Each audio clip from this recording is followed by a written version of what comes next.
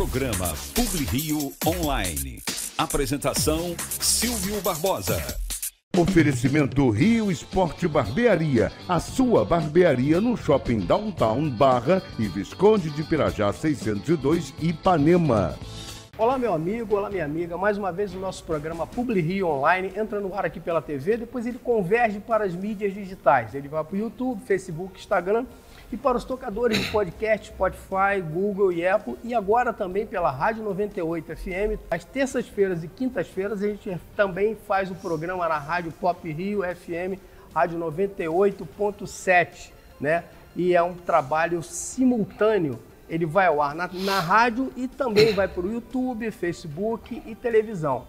Eu estou trazendo hoje aqui, tenho o prazer e a honra de receber um dos grandes nomes da comunicação visual do Brasil. Você que está com o seu carro no trânsito, você está vendo um produto dessa pessoa que vai falar comigo aqui, que é o Silvério Lazzaroni, que é o dono da empresa Altmedia, né? E também ele é presidente da CEPEX, que você vai saber o que é. Tudo bem, Silvério? Prazer, Silvio. Tudo legal? Uma honra poder estar aqui, né?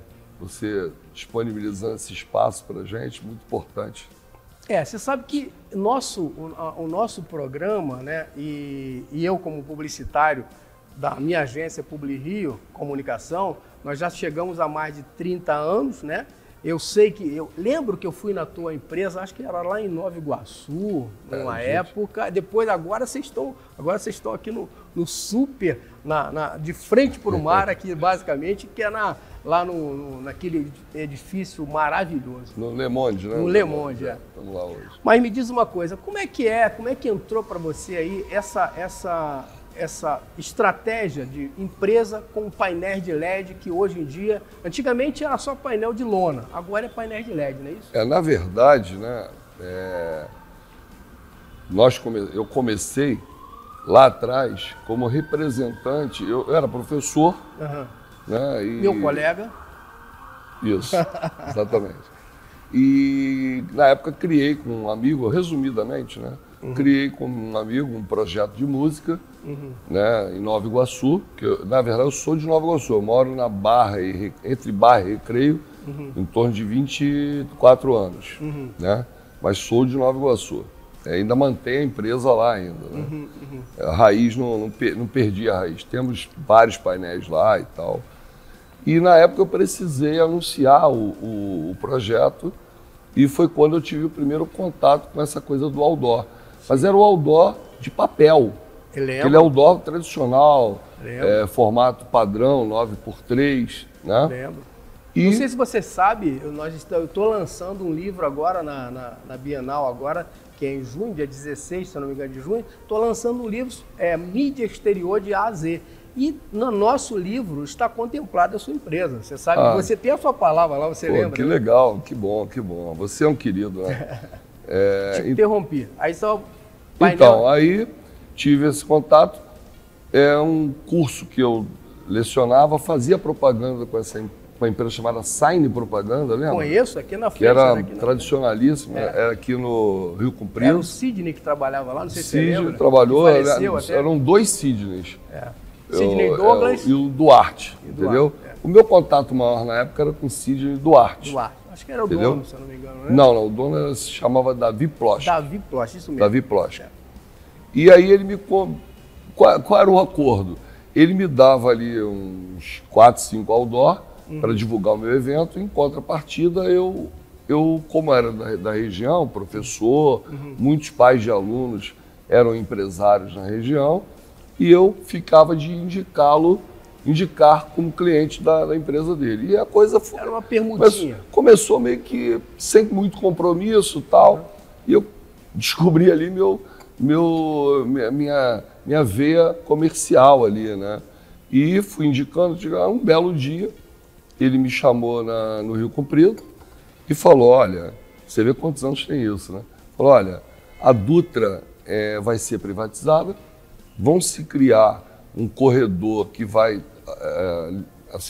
ligar a capital à Baixada, além da Dutra, evidentemente, para evitar Brasil Dutra, que vai se chamar Linha Vermelha, né? Isso tudo estava nesse processo de criação.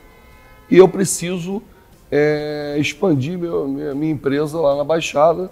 Falei, ótimo, eu preciso de alguém para tocar esse negócio lá. Eu falei, poxa, que legal, vou ver se consigo alguém para lhe indicar. Ele, não, mas eu já tenho esse alguém. Eu falei, quem é alguém? Quem é esse alguém? É você. Eu falei, não posso. Porque na minha cabeça o projeto era um hobby, né?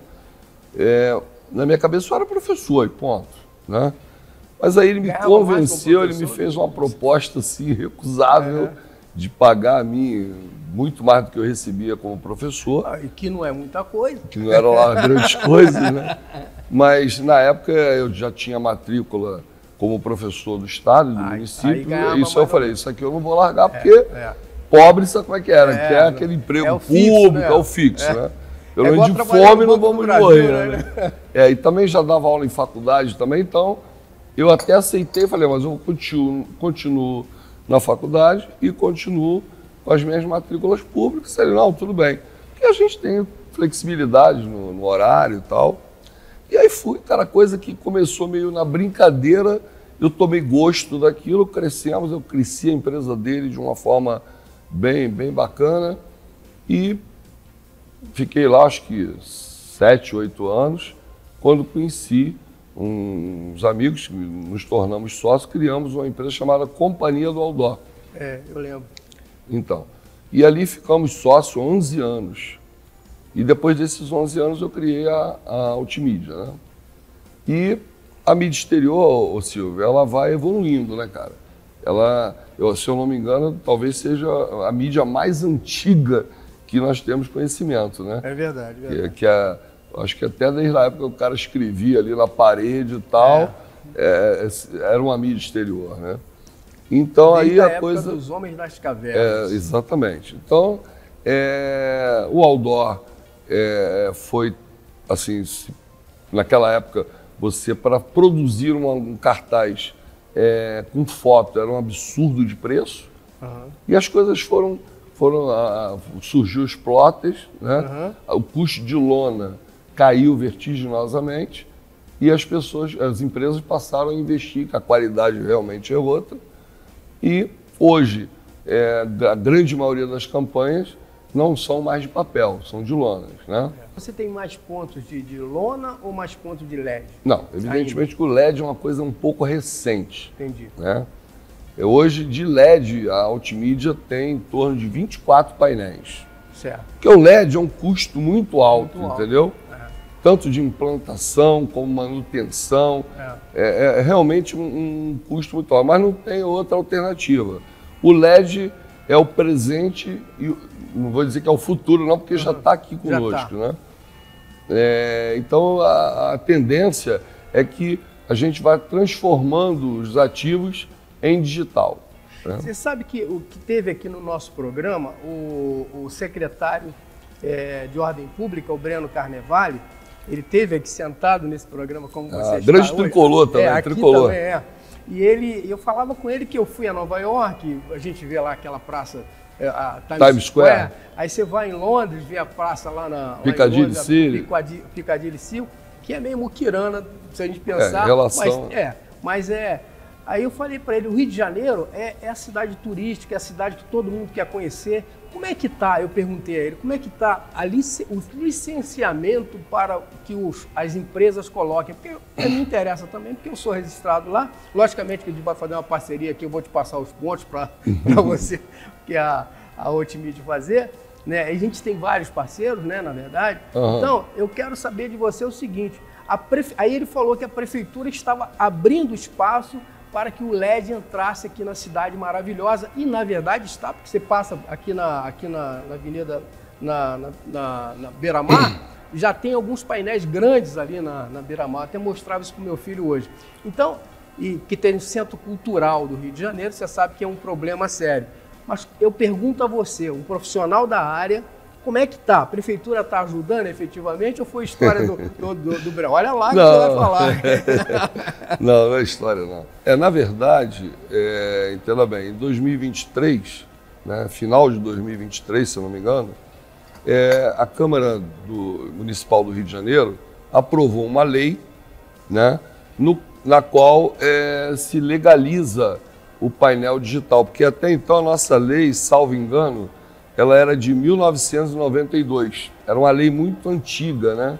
Então, na época, não se previa o LED, né? E em 2023 a Câmara ela aprovou essa lei na qual legaliza a coisa do LED, do digital no Rio de Janeiro, né? Só que já foi um avanço, né? Porque até então tudo que era digital era proibido, né? Então houve realmente esse avanço e tal, mas eu como presidente do sindicato, nós lá do sindicato, das empresas de out of home, de exterior, a gente entende que essa lei ela precisa de melhorar em alguns aspectos em relação ao empresário. Você está falando como empresário ou como presidente da CPEX? Na verdade, os assuntos se misturam, né? Porque tanto como empresário e como presidente eu defendo não só a minha empresa, como também o interesse de todos os meus amigos, concorrentes, pares, etc., meus pares, né? Entendeu? Porque assim, a lei ela tem que ser boa, né, para que ela evite o abuso, ela tem que ser boa para a prefeitura arrecadar, mas tem que ser boa para o empresário poder sobreviver. Tem que ser um ganha-ganha, né? Exatamente. Então, assim, e a gente está tendo, né, uma receptividade muito boa lá na Câmara, né, que alguns vereadores já entenderam que a gente não está errado no que a gente está reivindicando, né? E são alguns itens. Por exemplo, a lei diz que um painel tem que ter altura máxima de 6 metros de altura. Entendeu? É muito baixo. Só o painel tem 3. Entendeu? Né? Só o painel, a área visual do painel tem 3. Então teria que ter só 3. Do solo até o início da mensagem 3. Um pouco, né? Então, o que a CPEX a gente defende, na verdade, assim, o interesse da maioria do empresariado não ter assim, um limite de altura, mas porque o que importa é você ter um engenheiro que se responsabilize por aquela estrutura. Pelo engenho, né? Pelo engenho e tal, mas a gente entende que se passar de 6 para 9 metros já vai dar uma ajuda legal. Eu não vejo também necessidade de ter assim, uma coisa tão mais alta do que isso, né? E se eu salvo engano também, eu acho que a própria lei ela permite isso em lugares como a Avenida Brasil. Certo. Entendeu? Na Barra está esse rigor. Então a gente está brigando para ver se a gente consegue passar essa altura de 6 para 9 metros. Entendi. Outro item que na nossa visão, que a nossa visão não está legal, é a questão a lei diz que o painel, o poste, né, a estrutura dele, a base dele, tem que ter 12 metros do meio-fio para dentro do terreno. Não é verdade? Então, assim, é um absurdo, porque o painel que era outdoor vai passar a ser indoor. Então você acaba com a possibilidade de você ter um painel, entendeu? E detalhe, se você colocar 12 metros do meio-fio da Barra, ali na Avenida das Américas, para 12 metros, você não consegue, você está dentro da loja do cara, como é que você vai colocar? Não tem você vai botar no sofá na casa do cara. É verdade. Tem que falar então, com o Breno. Então a gente está discutindo, aí qual no nosso entendimento... É lei, então tem que falar com a... Porque até então, o painel não poderia sobressair, ultrapassar os limites do terreno. Entendi. Isso é óbvio, porque você não pode invadir o passeio. Certo. Mas na medida que o painel esteja dentro do imóvel, dentro da propriedade... Show. Ele não está invadindo só a área pública. É verdade. Entendeu? Porque, por exemplo, as bancas de jornais, ela usa o solo público, então ela não poderia. Verdade. Entendeu? Verdade. E olha que tem banca de jornal rodo, hein? É verdade, isso aí, mas aí é uma outra discussão. Outra história. Também. Assim, a gente não é inimigo da banca de jornal, a banca de jornal também compõe a mídia exterior e tal.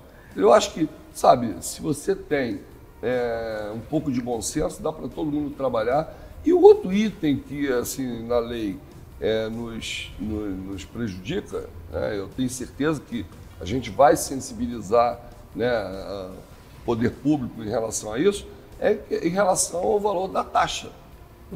Entendeu? Para você ter uma ideia, um painel com 27 metros quadrados, que não é um painel gigante, um painel razoavelmente pequeno, ele hoje vai custar em torno de quase R$200 mil ano de imposto, de Caramba. taxa. Na verdade, Silvio, essa taxa que a gente chama de TAP, né? Ela não pode, ela não é considerada, na prática, ela não é um imposto. Ela seria o custo, né, que a prefeitura cobra para que a fiscalização vá até o local que está instalado, será instalado o engenho, para fiscalizar, para ver se está na altura correta, se está de acordo com o que manda a lei. Entendi. Então, assim, a gente entende que isso aí é um custo elevado para se cumprir essa despesa desse fiscal, dessa fiscalização. Eu quero perguntar a você, para a gente terminar a nossa conversa, quais são os planos de expansão para a Altmídia, né, para os próximos anos? Existem novos mercados ou tecnologia que você queira modificar alguma coisa? Vai botar uma coisa assim, saindo do painel, tipo 4D e tudo mais?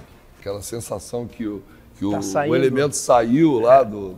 Aquilo ali não necessariamente... Qualquer painel de LED, ele faz esse... Mesmo? Só que tem que ter uma curvinha, né? Não, também Não precisa, não. Quando você tem essa curvinha, a qualidade aumenta. A sensação... Você tem mais probabilidade de criar um... Porque, na verdade, onde está o segredo? Está o segredo em quem produz, quem cria o vídeo.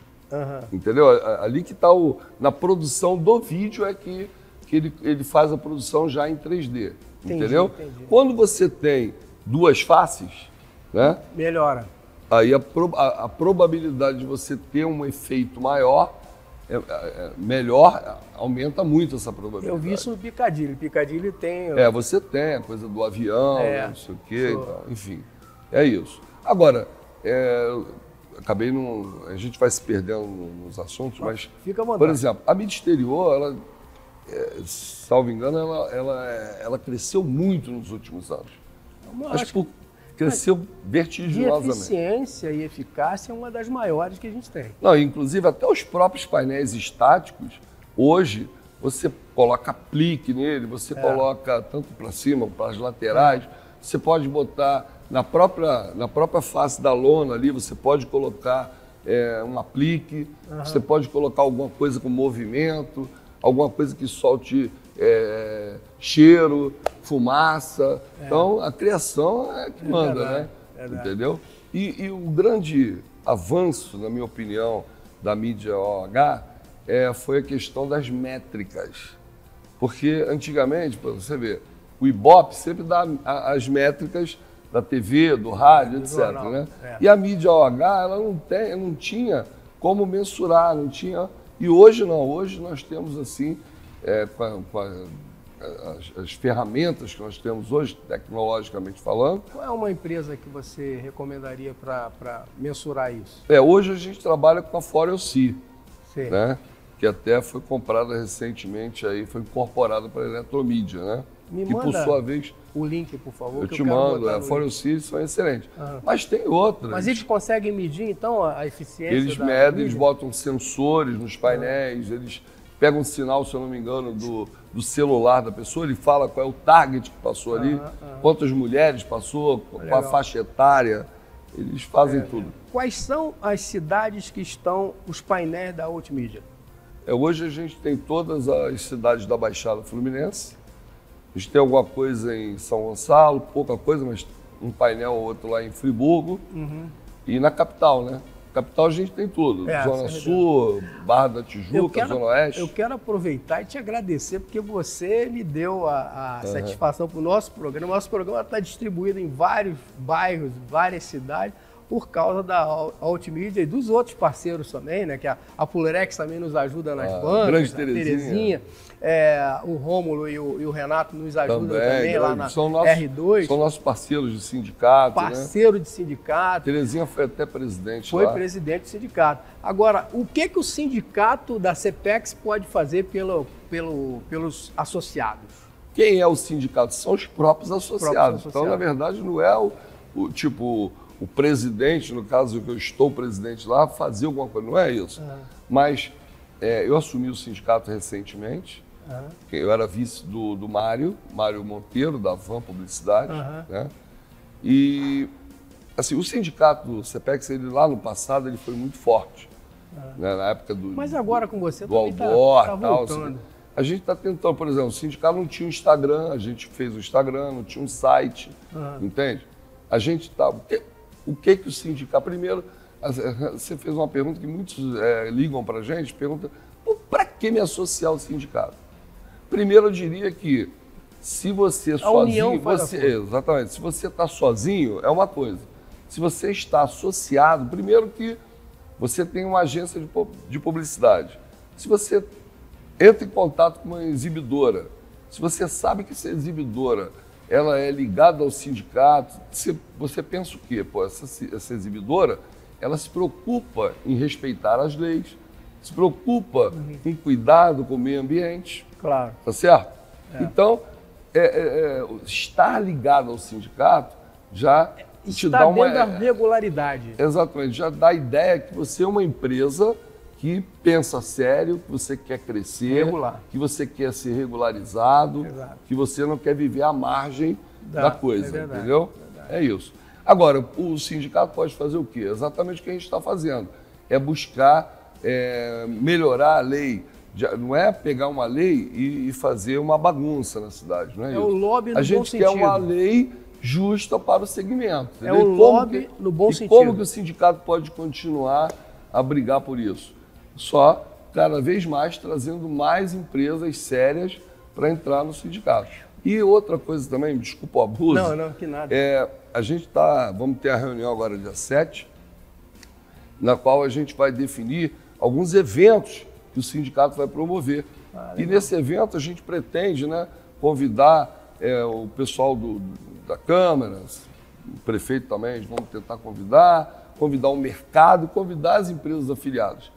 Porque é importante fazer esse network, entendeu? Eu acho de suma importância. Então, teve agora um evento agora da Altmídia, lá da Central de Mídia, lá de São Paulo. Eu sou afiliado à Central de Eldorado. Você teve lá no Whindersson, então? Claro, fui. Então, quer dizer, foi um evento maravilhoso. Eu acho que se a gente fizer isso aqui, porque o Rio de Janeiro é o canhão. Na verdade, o Rio de Janeiro reflete por todo o país. Não, eu não sei se você sabe.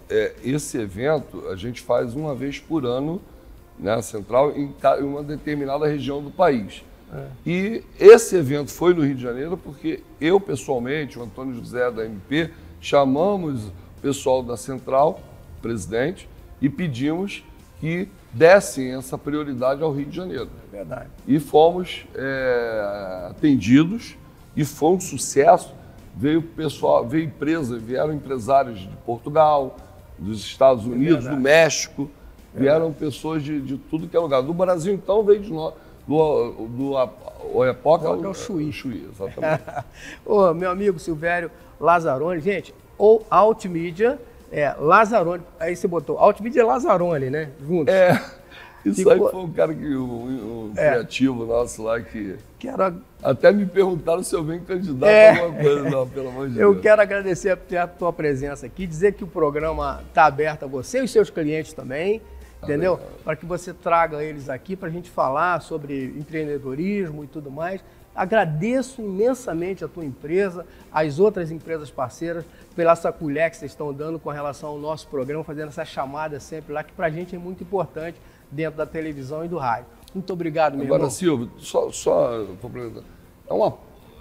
Claro, você está sendo grato a gente fazer, mas é muito importante para que a gente também tenha a imprensa, né, também divulgando o nosso trabalho, divulgando aqui o sindicato, principalmente.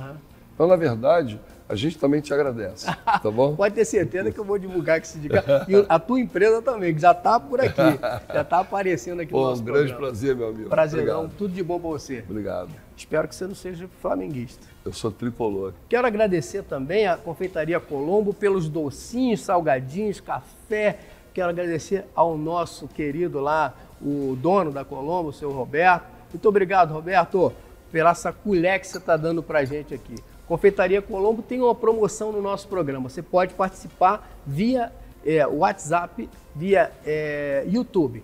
Então, Confeitaria Colombo, muito obrigado mesmo. Programa PubliRio Online. Apresentação Silvio Barbosa. Olá, meu amigo, olá, minha amiga. Mais uma promoção Que Delícia. Dessa vez na Confeitaria Colombo. É um café duplo para você e para o seu amor. Você vai curtir torradas Petrópolis, croissant, mini baguete, bolo, queijinhos, presunto. Você vai escolher tomar café, um chocolate ou um chá. Manteiguinhas, geleias, pasta de queijo, biscoitinhos, 2 sucos de laranjas gostosos e ainda mais uma salada de fruta para terminar. É isso aí, esse café duplo é para você e para o seu amor. Nós vamos sortear dentre as pessoas que entrarem nas nossas redes sociais, se inscreverem e curtirem. Eu quero participar da promoção Que Delícia na Confeitaria Colombo. É só isso que você tem que colocar, que você estará concorrendo no final do mês. São 2 casais que irão se deliciar com essas maravilhas da Confeitaria Colombo. É só se inscrever nas redes digitais do nosso programa. Eu quero participar dessa promoção Que Delícia, tá bom? Aguardo você, hein? Se inscreva, vamos lá, vamos! Hoje eu vou sair de casa pra comer peixe na brasa, o melhor peixe do Rio, sem nenhum favor. Onde é que é? Toca da Traíra, pintado na brasa, o melhor peixe do Rio. Toca da Traíra, o melhor peixe do Rio. Estilo, cuidado e uma experiência única. Na Rio Esporte Barbearia, você encontra tudo para elevar seu visual. Do clássico ao contemporâneo, cortes precisos, barbas bem feitas, hidratação capilar e um atendimento diferenciado. E no Shopping Downtown temos também serviço de podologia, porque seu cuidado vai além do cabelo. 2 unidades prontas para te atender com qualidade e estilo. Rio Esporte Barbearia, o seu estilo começa aqui. Oportunidade imperdível no Recreio dos Bandeirantes. Treine com o sensei Hugo Arrigoni, que com uma vida dedicada ao karatê, tem sabedoria inestimável para compartilhar com as novas gerações. Além de habilidades de autodefesa, fortaleça mente e corpo. Perfeito para adultos, homens, mulheres e crianças. Aulas às segundas e quartas às 19 horas. Vagas limitadas. Descubra, evolua, inscreva-se agora.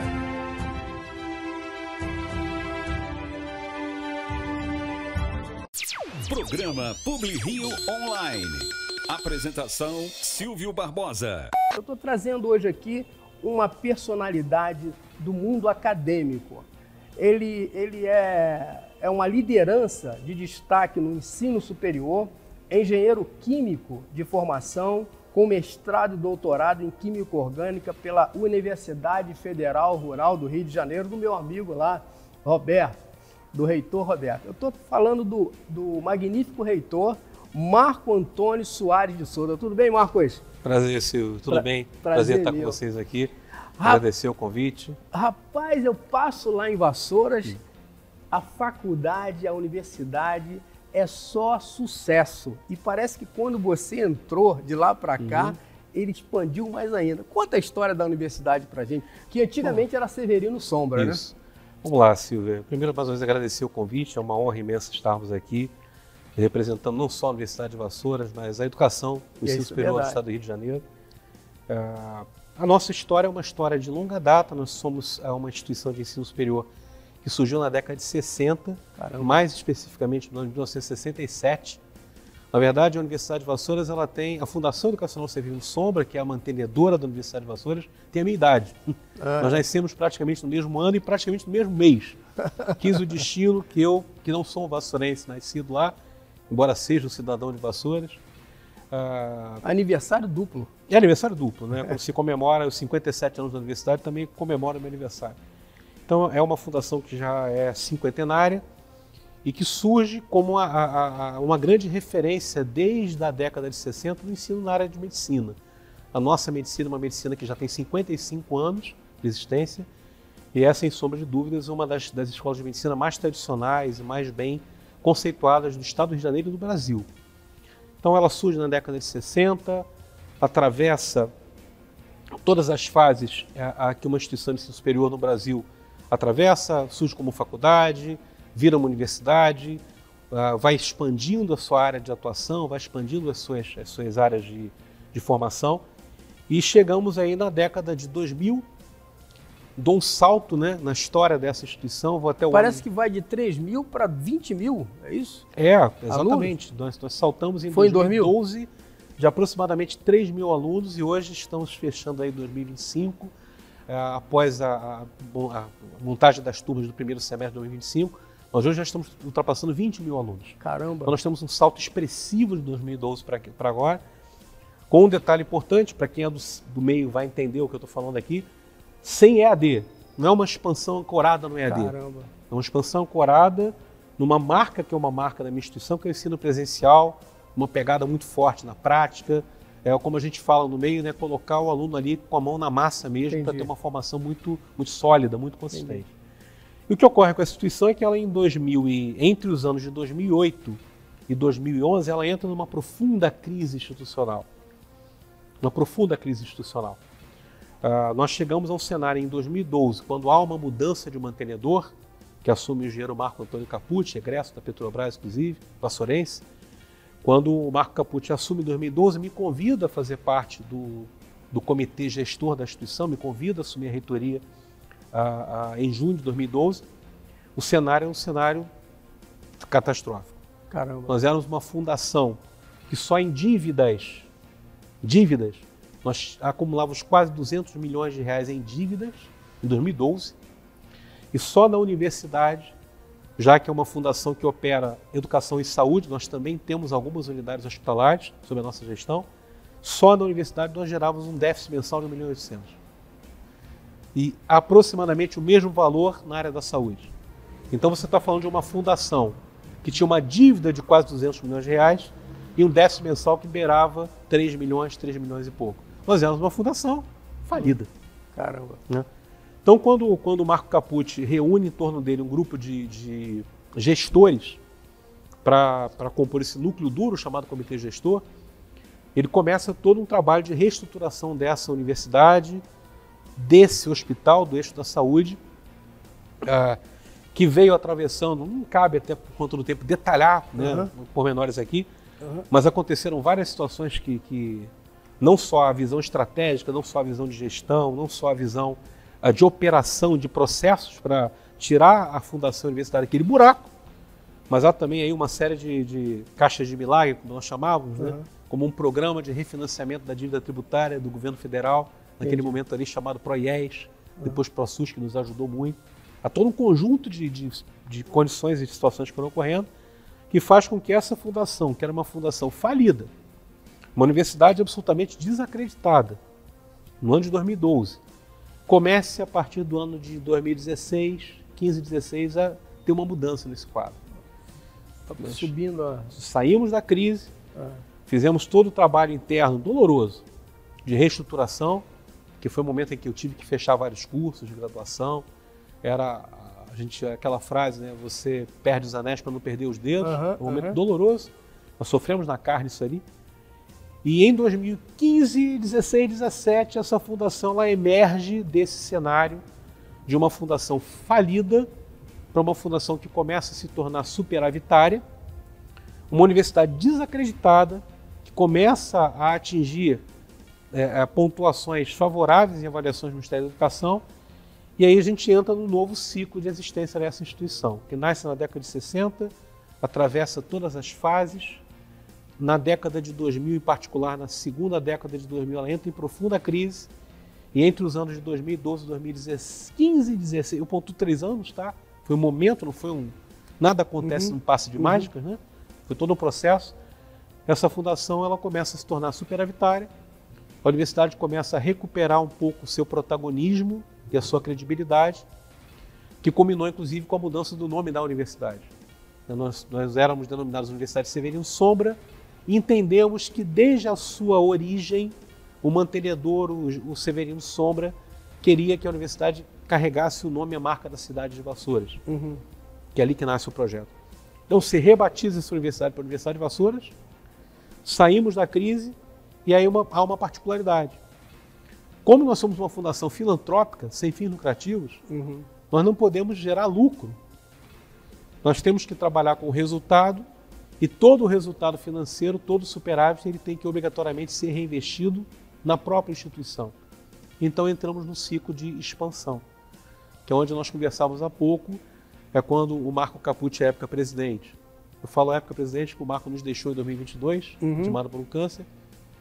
Na época ele me chama como reitor, como superintendente acadêmico e fala: Marco, nós agora temos que... falando português muito claro, agora a fundação tem dinheiro, ela tem que expandir, ela não pode ficar restrita a essa região aqui.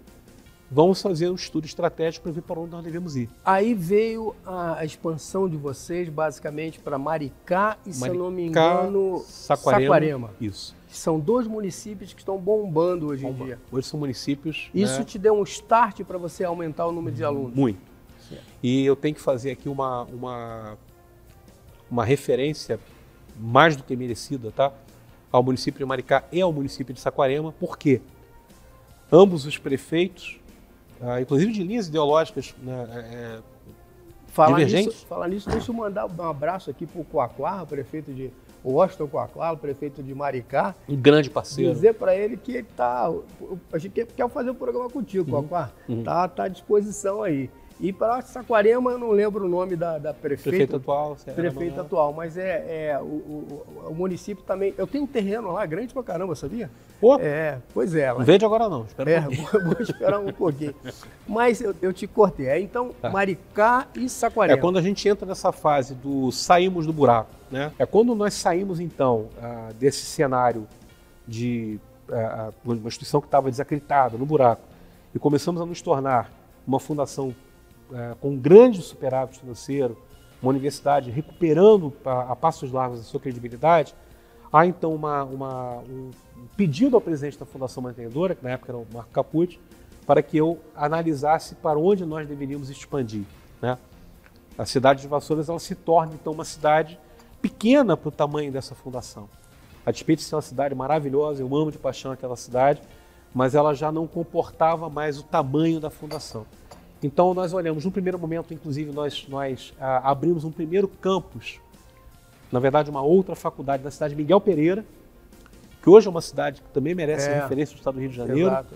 O prefeito André Português fez um trabalho fantástico de tornar Miguel Pereira hoje um dos principais destinos turísticos do estado do Rio de Janeiro. Lá tem um parque lá dos dinossauros. Aqui. Eu nunca fui, eu vi isso tudo nascer no bastidor ali. Foi muito legal. Eu me considero um privilegiado por ter vivido, por ter podido participar da história dessa fundação, desse momento da nossa história. Da recuperação, como ator ativo, né, como um dos protagonistas ali, junto com o nosso comitê gestor, e por ter encontrado pessoas, gestores públicos que eu tenho assim uma admiração profunda, como o próprio Coaquá que você citou, é um homem de uma visão extraordinária.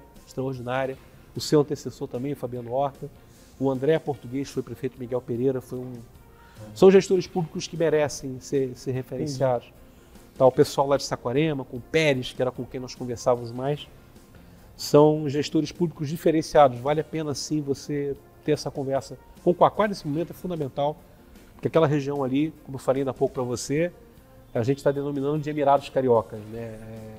Aquilo ali vai virar uma Dubai brasileira muito em breve. Olha que bom, né? Isso tudo foi graças à Petrobras, né? Graças à Petrobras, graças ao pré-sal. E essa visão legal da legislação que obriga os royalties do pré-sal, obriga que 75% dos royalties do pré-sal sejam investidos em educação. O que fez com que Maricá, num primeiro momento, que foi o município pioneiro nesse projeto, lançasse um programa chamado Passaporte Universitário, que é um programa em que o município concede bolsas de estudos aos seus munícipes para que eles possam fazer um curso superior. Houve um edital público, houve uma concorrência aberta, nós entramos com outras instituições, só que com uma vantagem, nós já estávamos em Maricá, nós já possuímos um campus em Maricá. O que fez com que a procura, até por uma razão natural, ocorresse maior pela nossa instituição. E hoje nós temos ali uma quantidade expressiva de alunos. Num segundo momento, a Prefeitura de Saquarema, inspirado no modelo de Maricá, cria um programa chamado Conexão Universitária, nos mesmos moldes praticamente. Nós então credenciamos um campus em Saquarema, concorremos a partir de um chamamento público e estamos em Maricá e Saquarema hoje com 2 campos, com milhares de alunos, E uma boa parte desses alunos, na sua maioria, estudam com o fomento do município. Entendi. Quando você me perguntou o incentivo de recurso financeiro governamental, praticamente o que nós recebemos hoje é a partir desses programas, sim. Né? Mas não há uma injeção de recursos financeiros na nossa fundação a partir de recursos governamentais. Não, nós vivemos das nossas mensalidades. Né? Seja por um programa como Passaporte Universitário Conexão, que paga a bolsa para o aluno estudar conosco, seja pelas mensalidades que os nossos outros cursos arrecadam normalmente. Agora, professor, uma coisa que a gente basicamente fica pensando na atualidade, todo mundo pensa nisso. A inteligência artificial está aí. Alguns empregos vão ser extintos, professor. E também o currículo universitário também vai ter que mudar um pouco. Como é que o senhor vê essa situação? Eu vejo, como espectador da história, né? Eu e um homem da área de tecnologia, eu sou engenheiro químico, né, como você apresentou, eu vejo a inteligência artificial como uma ferramenta que a passos largos vai mudar a nossa história com relação ao eixo das inovações tecnológicas, das inovações na saúde, das inovações no campo da infraestrutura e também das inovações no campo da formação profissional. Eu vejo com entusiasmo de um profissional ligado à área da tecnologia. Mas vejo também com alguma preocupação. Vejo com alguma preocupação à medida que a gente tem observado o uso da inteligência artificial, inclusive pelos nossos jovens, pelos nossos alunos, como substituto da sua capacidade de livre pensar, da sua capacidade de raciocinar, da sua capacidade de criar. Abre mais o campo, né? Ou abre ou restringe. No momento que você usa a inteligência artificial sem abrir mão da sua capacidade de raciocinar, de criar e de pensar, ela é uma ferramenta poderosíssima. Mas quando você começa a substituir a tua capacidade de criar, de pensar, de raciocinar pelo que a inteligência artificial faz, você começa a criar um profissional, estou pensando aqui dentro da realidade da esfera acadêmica, que vai desaprender a raciocinar, a pensar e criar. É igual aquela história de você calcular hoje, vai calcular, nós que somos da área Exatamente. É um bom paralelo. Né? Então, você vê que hoje em dia a pessoa não chega e faz a conta de cabeça. A gente fazia tabuada, lembra disso? Tabuada. Lembra disso? Fazia tábua de tabuada na logaritmo. universidade, essas coisas todas. Hoje não, hoje a pessoa vai aqui no computador e passa. E se perguntar a Siri aqui, perguntar a Siri quanto é X mais Y, ele te fala na hora. Tudo. É por aí, professor? É por aí, né? Então, veja bem, se você criar dentro da academia, que é o que nós temos trabalhado nas discussões internas, a ideia e a prática de usar a inteligência artificial como ferramenta poderosíssima que ela é uma ferramenta poderosa. Eu falei da saúde, falei da infraestrutura, falei da inovação tecnológica, na área do direito tem se usado muito também. Se você delimitar... Direito eles fazem petições. Você Total. manda as informações e ela faz petição, ainda cita, ainda tem citação de jurisprudência e tudo. Você pode carregar um arquivo inteiro dentro de um ChatGPT, ou de uma Grok 3, que é a inteligência do Elon Musk. Até dizem que advogado vai acabar, porque advogado, falando, o curso de advocacia, nós somos o país que mais advogados temos no mundo. Sim. No mundo, né? E aí eles estão dizendo que o advogado também vai estar perigando acabar. O que você vê? Como é que você acha? Eu acho que o advogado não vai acabar, ele vai ter que aprender a trabalhar com essas ferramentas. Verdade. Né? Você não pode neutralizar, pelo menos é a visão que nós temos como educadores, a importância e a relevância do fator humano nesse processo. Ele vai ter que aprender a usar essas ferramentas a seu serviço e não deixar que essas ferramentas o substituam.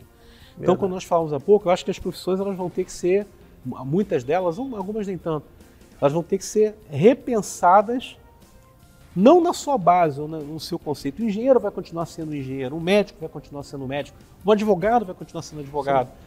Mas eu vou ter que repensar a maneira como eu formo esse engenheiro, a maneira como eu formo esse médico, como eu formo esse advogado, tendo essa ferramenta poderosíssima que é a inteligência artificial. E até sendo mais especialista, né, professor, na área, por exemplo. Com certeza. Né?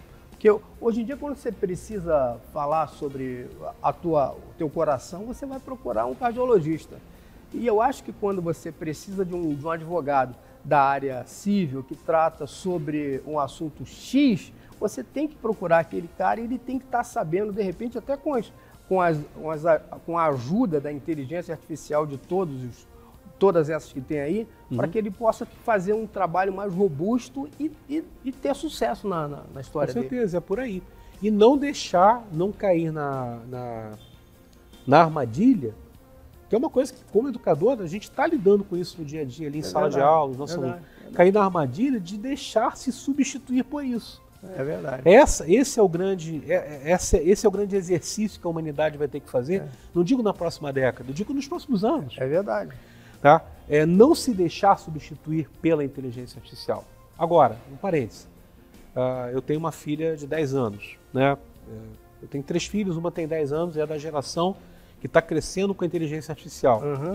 Quando essa criança pega uma IA e cria um quadro, cria um desenho, cria uma coisa qualquer e te entrega aquilo como uma criação dela, isso para mim acende um alerta. Ela já não consegue mais diferenciar o que é a sua capacidade de criar daquilo que ela está importando de uma ferramenta computacional. Essas gerações que estão vindo aí, elas precisam ser alertadas pela academia para que não cometam o erro de se deixarem substituir pela tecnologia. É verdade. E usar a tecnologia da inteligência artificial como ferramenta, jamais como substituto. É isso então, minha gente. A Universidade de Vassouras é uma das universidades melhores do Brasil, né? Eu recomendo a vocês, porque vocês vão até a Vassouras, ou se não, vai aqui no campo de Maricá, ou se não, no campo de Saquarema. E quem sabe daqui a pouco eles estão montando um camp aqui no Rio de Janeiro. Quem sabe, né? Quem sabe. Muito obrigado, professor. Muito obrigado, senhor. Tudo de bom. Prazer. Tchau. Tchau. Programa Publi Rio Online, um oferecimento Rio Esporte Barbearia, a sua barbearia no Shopping Downtown Barra e Visconde de Pirajá 602 Ipanema.